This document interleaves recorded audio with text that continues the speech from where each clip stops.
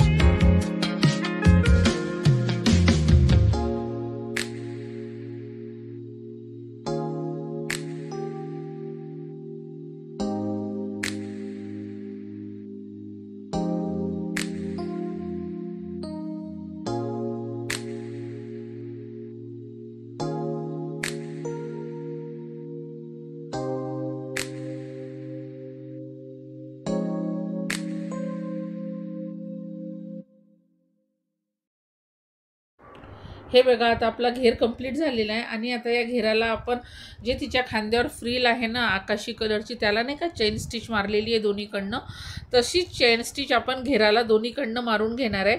म्हणजे तो घेर आहे ना फिनिशिंगमध्ये दिसतो बघा. तर साधी चेन स्टिच आहे जी की आपण या वॉटर फिलिंग वर्कला वापरली ना, तशीच याला आपण दोन्हीकडनं चेन स्टिच करून घेणार आहे.